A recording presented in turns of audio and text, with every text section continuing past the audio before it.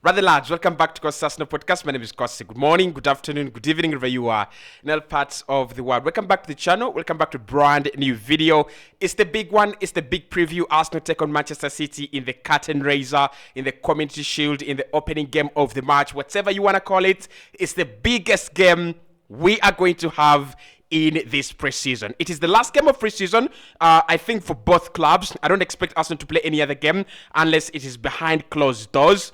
And Manchester City as well. Can we beat them? The big question is still between the distance between Arsenal and Man City. Are we closing the gap? Have we closed the gap with the signings, or are we still very, very far away? Manchester City this summer have lost Ilkay Gundogan and also Riyad Mahrez, so you expect that kind of reduction in quality, but of course you cannot overestimate yourself and you cannot undermine them. We're going to be diving into your predictions, my predictions, the key players, the key batters, and what to expect from City and Arsenal in this game. Hit the like button, subscribe, and let me know your prediction in the comment box below. Now, first and foremost, I want to say this.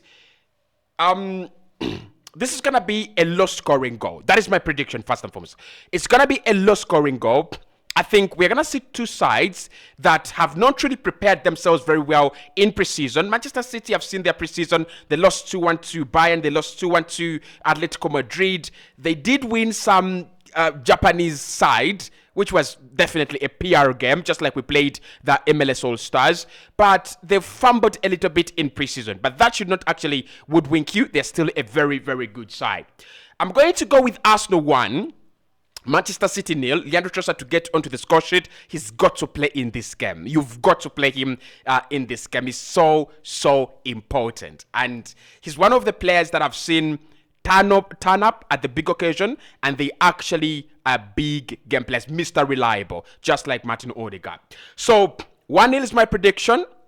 Low scoring game.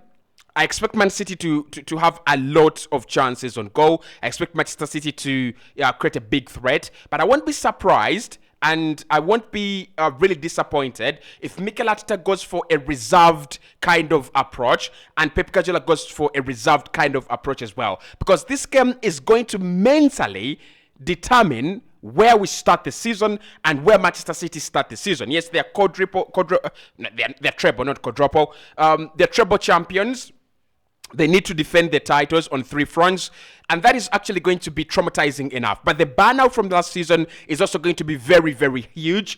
And the fact that they've lost Ilkay Gundogan and Riyad Mahrez is also going to be an effect. So I think Pep will want to play it easy. If you win it 1-0 or 2-0. If you lose it 1-0 or 2-1 or 2-0. So that the damage done in the Community Shield is not as detrimental for the whole season. Now, what do I expect to see? First and foremost, you will expect Manchester City to have bigger parts of possession. We always know when you're playing Manchester City, you've got to be disciplined. Whether you're Real Madrid, Barcelona, Benfica, Bayern Munich, they keep the ball. I think last season, there are around 3 clubs that kept the ball better than Manchester City. The first one was Real Madrid at the Bernabeu. The second one was Bayern Munich at, I think in both legs. They really played very well, despite the fact that they were eventually blown away. And the third team was Arsenal at the Emirates Stadium when we lost 3-1, 3-0, 3-1. Okay, so, but apart from that, they keep the ball. They love having the ball. They have tossing it around. And what we have seen in preseason from Pep Guardiola is that he's trying to play a midfield of 5. Forget the box midfield of 4 players that we saw last campaign, Mikel Arteta and Pep using. He's actually evolving into a midfield diamond of 5. So when you look at that, graphic on your screen, the blue is Manchester City, the red is Arsenal. So you can see that you have Rodri in front of a back 4. You have Kevin De Bruyne. Number 10 is Jack Grealish, and number 20 is Bernardo Silva. Those are 4 players that are literally going to be forming a box midfield. But then you cannot forget that all the time, number 5, Alexander Zinchenko is, sorry, not Alexander Zinchenko, but John Stones is always going to be inverting into that midfield and is going to be forming a partnership at the best of the midfield with Rodri. So we're going to see more of possession by Manchester City next season and even in this game, as Pep Guardiola is trying to find that extra man in midfield. So what should Arsenal then do? Because we are going to be without the ball, it is transition. Now, one of the things you will have seen, probably not accepted as an Arsenal fan, but it is a fact. Man United really beat Manchester City at the Old Trafford. I think you guys have noticed that.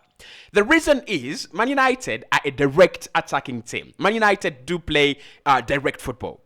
And that is really very, very hard for a club like Arsenal, for a club like Manchester City. And I tell you what, I don't want you to expect so many games where Arsenal will beat Manchester United over the course of the next maybe 5-6 years when Erik ten Hag is manager. So because they play on the transition, because they play direct football, they look to attack Manchester City during weak moments, during weak points. For example, in this game, Saka and Martinelli, or Saka and Trossard, are going to be absolutely key players for us, as compared to Edin Nketiah and probably Declan Rice or Thomas Partey. And the reason is easy.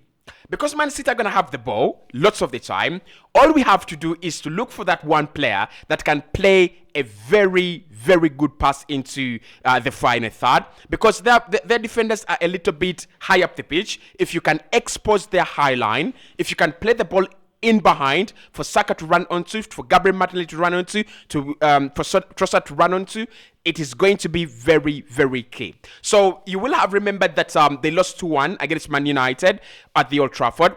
I want you to focus on the first goal in that game. I want you to focus on that first goal.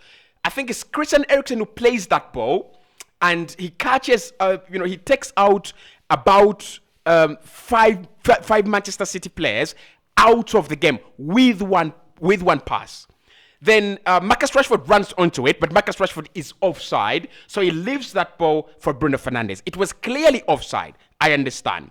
But the idea in that goal is that if you want to beat Manchester City, or if you want to score against them, you've got to wait and wait patiently. When you win the ball back, you must be quick on the transition. And that's what I expect Arsenal to see, because we saw it against Barcelona in the preseason. We didn't actually have bigger chance of possession because Barca loved to keep the ball more than us, and they did keep the ball more than us. But Arsenal scored as many goals as you could have imagined. Why? We kept it simple, and we were very lethal on the transition. So you're going to see a lot of Arsenal running. You're going to see a lot of Arsenal trying to beat Manchester City over Manchester City's high line, and that is what you're supposed to do, and that is what we have to do as well. So in terms of the starting 11s, what both managers are likely to put out there, just like we've seen in preseason, Ederson will be in goal. Shot number 35, not shot number 1 for Manchester City. They always play a back four, and they've always played a back four in preseason with Nathan Ake playing, at left back. You will have Diaz and John Stones at centre back, and of course Kyle Walker at right back. I expect Kyle Walker to play in this game because I think Pep will have to think about either stopping Gabriel Martinelli or stopping the runs of Leandro Trossard. In midfield, you'll have Rodri. I expect him to start in this one. Kevin De Bruyne is a 50-50%. He could be in, he could be out. But if he's in, then you'll see him, Bernardo on on the right hand side of the pitch. On the left hand side is always Jack Grealish, and with two attacking players in Julian Alvarez and Erling Haaland. That is how he actually set up against ATM, Atletico Madrid, in preseason. And he's one manager that keeps on evolving the system. He's one manager that keeps on evolving his team. So I won't be surprised to see him go for a double striking pivot, because Julian Alvarez has got the ability to drift in any of the positions, on the right, on the left, as a 10. So he will have that. He will have to provide that kind of support to Erling Haaland. Mikel Arteta on the other side, he's also a very, very stubborn manager. So I don't expect him to do as many changes as you guys would have wanted him to do. I expect Aaron Ramsdale in goal, Julian Timber on the left-hand side of the defense, Gabriel and Saliba, Ben White in the team on the right, a double pivot of Rice and Partey, Odegaard in front of them, Trossard, who has been very good for us in preseason, Gabriel Martinelli on the bench, Nketiah to start, and Bukayo Saka to return to the starting 11 after that illness has now worn off. So that is how I expect both teams to set up. That is how I expect both teams to play in this game. Key players for both sides. I've put forward 5, just like I always do in every preview. Kevin De Bruyne is number 1 for Manchester City. The creativity to find Erling Haaland. He's a key player. If he doesn't play in this one, it's going to be Phil Foden. He's going to be tasked with that role to find Erling Haaland. It is one thing that Manchester City do every single game ever since signing Erling Haaland. They try to find him. They try to feed him. They try to do whatever they do. Their last action is to feed Erling Haaland. And Erling Haaland will finish. So the next key player on the list is Erling Haaland. He's got the ability to score 10 in a game.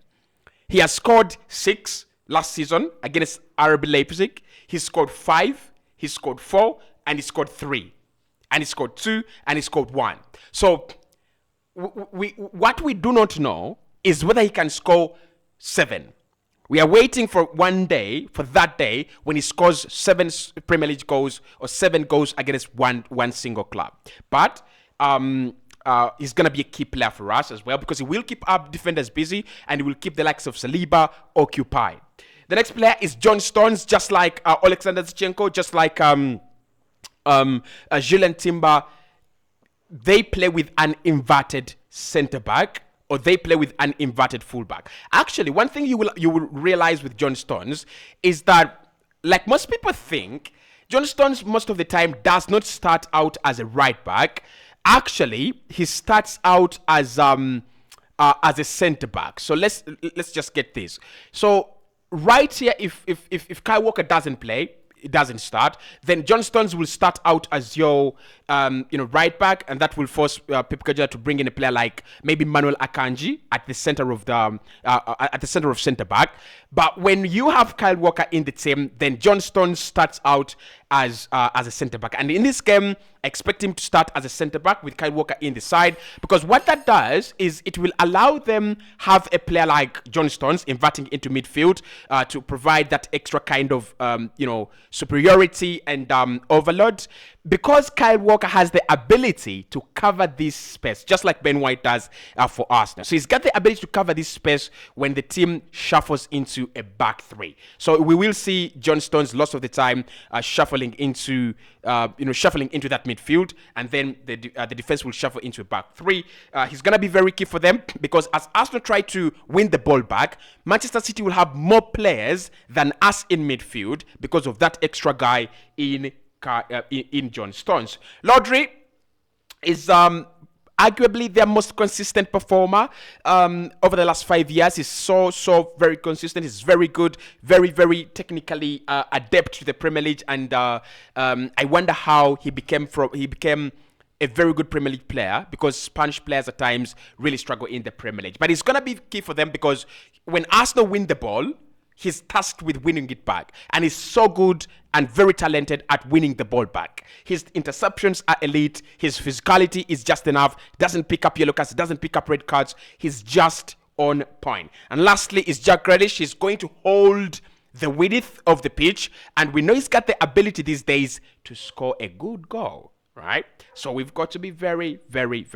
importantly vigilant with Jack Grealish. He's one of those players that have actually improved their game, and every one of us didn't expect it, but he's really improved his game. Key players for Arsenal, number 1 is Martin Odegaard, because we're going to play on the transition. You need a wise player who can play that ball that breaks through the lines to find Saka and to find Gabriel Martinelli.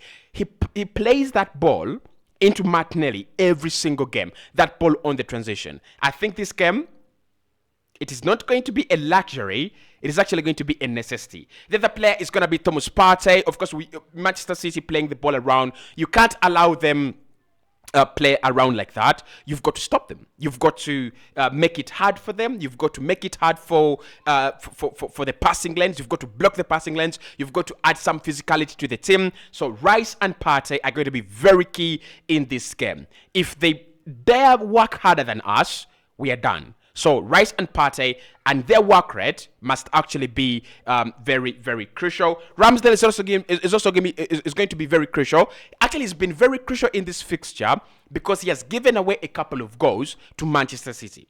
So he's going to be crucial on our side because they will get there. There's no question there. And Ramsdale is a spectacular goalkeeper. Like, he makes those reflexes look so easy. In this game, those reflexes are not going to be a luxury. They're going to be a necessity. The other player is William Saliba. He's got to keep Erling Haaland quiet. I think he's got everything he needs to keep Erling Haaland quiet. He's physical, he's tall, he's quick, he's clever, he's smart, he's young, he's fast. I'm not saying anything more than that. It's going to be an interesting battle. Watch out for that. But our most important player on the pitch today is going to be Bukayo Saka. So because Nathan Ake is such a very good defensive player, I don't expect Saka to try to beat him 1v1. But I'm trying to see whether Odegaard will try to play that ball into space, because Saka is faster than Nathan Ake. He's going to be very important for us because we're going to literally play on the break. We're going to literally play on the counter attack. And players like Saka are going to be very, very key for us. Okay, so let's get to the key battles. And this is the most interesting part of the previews for me.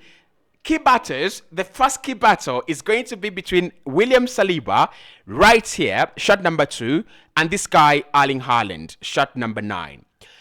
If Erling Haaland beats Saliba in this game, he will score a hat-trick. Because Gabriel Magalhaes does not have what it takes to stop him. So it's going to be between Saliba and Erling Haaland. The next key battle of the game, obviously, is going to be between Kevin De Bruyne and Declan Rice, if he plays in this game. Rice, I think, can announce himself in this game. This is a game where you're playing the best of the best. You're playing the team to beat. If he can stop De Bruyne, if he can outmuscle De Bruyne, if he can outthink De Bruyne, that's going to be a very key part of our game. The other key battle I looked at will be between Leandro Trossard and Kyle Walker. Leandro Trossard is a very tricky player to mark because you look at these zones, right? That zone. He is so comfortable in this zone, that guy. One, he loves, just going wide. He's comfortable doing that. He loves coming inside around here. He does that. Remember the 2 goals he scored against FC Barca? This is where he scored them from. Then he just loves dropping deep, doesn't he? So again, Kyle Walker is going to be dragged out of position lots of the time. And when he does, I think Edin Ketia can exploit those spaces, but then also you have the likes of Julian Timo can exploit those spaces as well. So this is going to be a very, very good key battle for us. If we win it, we might actually expose Manchester City and exploit some of the spaces they will be leaving behind. The last one of the key battles that I expect to see, actually 2 of the last ones, is Saka versus Nathan Ake. The first 2 games of last season, Saka was totally beaten. Totally. Actually, 3 of the games last season, he was annihilated. He was beaten. The right-hand side was no longer functional. But I think that actually is to Mikel Arteta to look at that.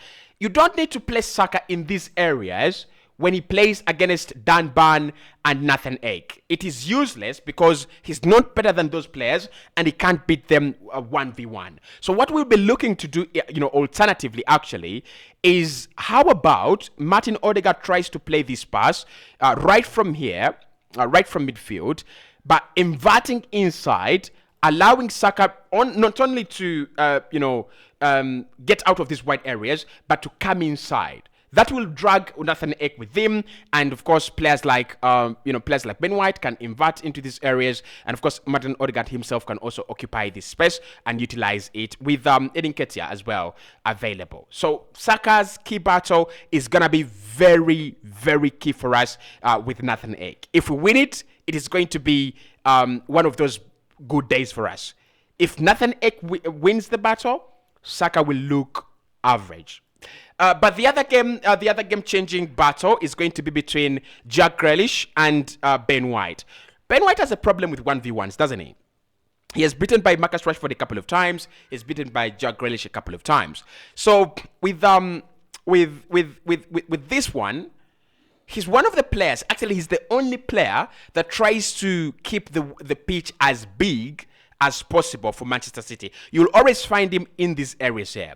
And when he picks up the ball, he drives inside. When he drives inside, he forms kind of a midfield diamond, because he comes here, then you'll have Erling Haaland, who drops a little bit or probably runs away from action, depending on where you find him. But you have Kevin De Bruyne, you'll have Lodri, progressing into these areas. You have, Bernardo progressing into these areas. So you have so many players in this midfield, because Jack Grealish arrives in this area here. So you've got to stop that. That is number one. But then you've also got, he's got the ability to just beat you as a player and arrive in the penalty area and set up Erling Haaland or score for himself. So again, that is going to be a key battle, and we've got to stop Jack Grealish. I stand by my prediction. It's going to be a calm game. May that best team win.